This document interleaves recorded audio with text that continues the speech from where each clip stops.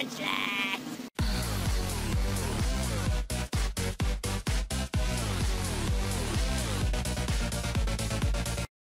What's up YouTube, you're chilling with Trainer Zabazet, and today I've got a battle for you versus my friend EonBlitz. He already posted his side of the video, so go check it out. Not right now, after my video of course. And he's got a team full of threats, and you know what, I don't feel like going through every single one of them today. Let's just go through the main threats I'm concerned about. Threat number one is Kangaskhan. I know Mega Kangaskhan's, I run one, I know that they can be a huge pain in the ass, and I'm a bit worried that this thing is going to power up punch and set up on me, so I need to make sure that I have my Aegislash ready to take it down. Gengar, this was before Mega Gengar was banned, so Gengarite is a possibility, and I don't know what, honestly, I don't think it is Mega Gengar since, you know, he's got a Kangaskhan, and usually that's NU, so it's probably not Gengar. But still, it makes a very good sub-stall set, or Scarf set, or I guess you can go Specs, so I need to watch out for that. And the last thing I need to worry about is kind of a tie between Garchomp and Mamoswine. Mamoswine has the priority and lots of power, but Garchomp has a lot of speed, but also has power. And, so, yeah, that's all I am really concerned about. Rotom and Azumarill are just there. Rotom's just Rotom. I've dealt with 1,000 of those. And Azumarill is, you know, whatever. But enough with that, let's get to it.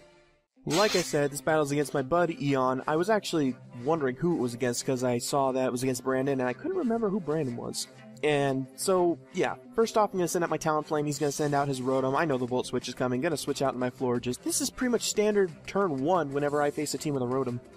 And he sends out his Kangaskhan already, pretty ballsy if you ask me. He goes for the Power-Up Punch, predicting my Aegislash switch in, predicting me to predict his Mega Evolution. So now he's at +1, and quite frankly, Aegislash is screwed. There is nothing I can do to save it.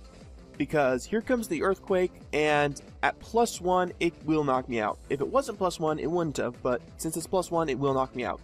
So I send out my own Kangaskhan, and I go for the Fake Out. I do the exact same thing he does. I go for Fake Out, predicting the Ghost Switch in, and if he didn't, then I just would have went for the attacking move.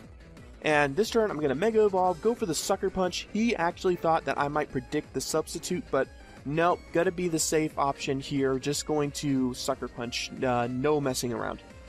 And now he's going to go into his Rotom as I go switching to my Florges, and you know, Will-O-Wisp doesn't matter. I've got the Lumberry, which he doesn't really have a sleep inducer, so I don't have to worry about getting put to sleep anyway. So Lumberries, I pretty much had it extra.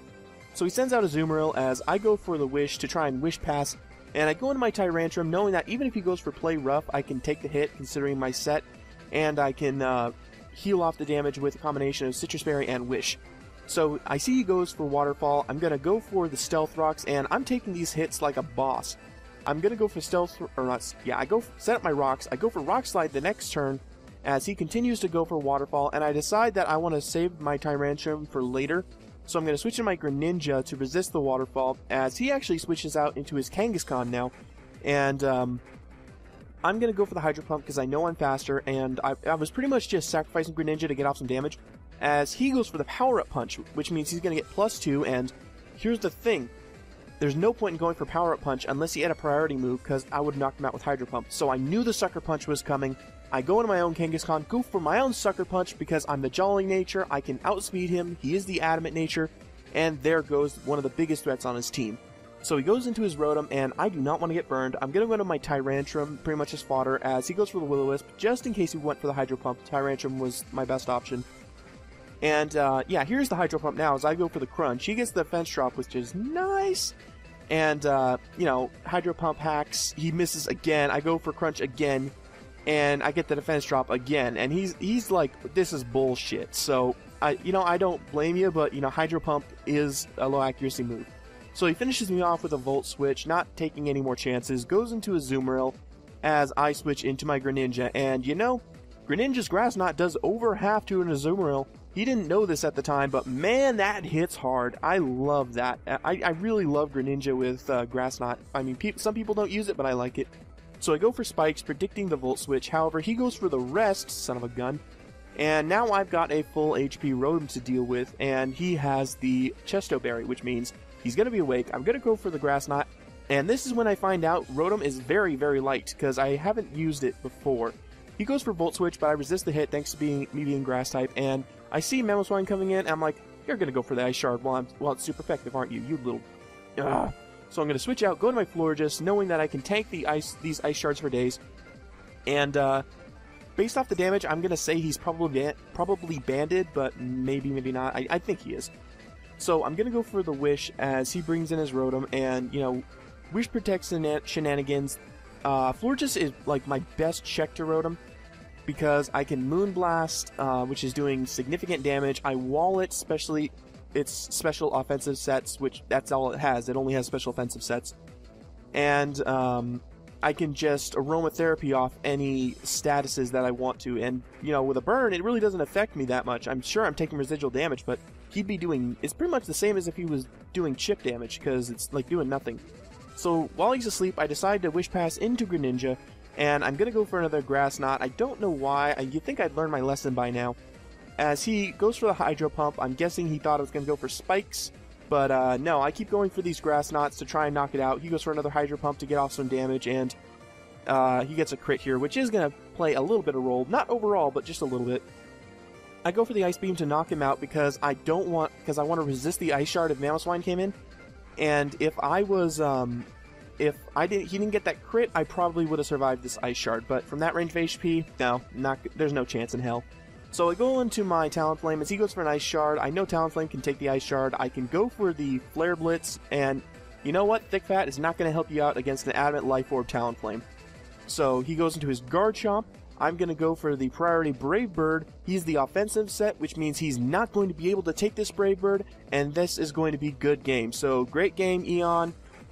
Maybe we can have another game sometime. That was really, really fun. And we're on to the talk of the day. Today's talk of the day, I want to let you guys know that I've got a new part for my LP for Pokemon XD Gale of Darkness now on my LP channel, and if you guys want to check it out, you can just click on this annotation, or there's going to be a link in the description. Oh. Eon! Oh, fuck you. Who's he targeting, though? Oh, fuck you. He knows who the threats are. Oh, no. Oh, that thing's gone. Oh, no. That thing's gone. Oh, okay. Wow, AI dumbass. stupid! Thomas! You know, we all, you know, it's not, sometimes it's not cool to make fun of games, but this guy's a fucking dumbass! Yeah. Blizzard, cause YOLO. I can't believe I said that, but yes! YOLO. Wow, that... Okay. That you know died. what? Actually, Noctowl does have more special defense than does physical defense, so that makes sense, I guess. Yay, Mitt. No! No! Never counter. Just, no. Counter's a horrible move. It's an awful, awful fucking move.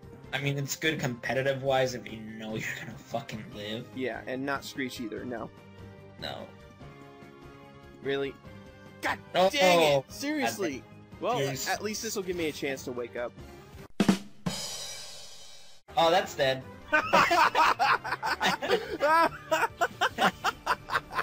That is... Dying! And, I think that's all I've got for today, so I hope you guys enjoyed that video, and I will see you next time. Be sure to check out the artists that make these videos possible, guys. Also, like and subscribe if you happen to like the video. Or if you'd like some help recording your X and Y battles, shoot me a PM on YouTube or Skype, and I'll get back to you.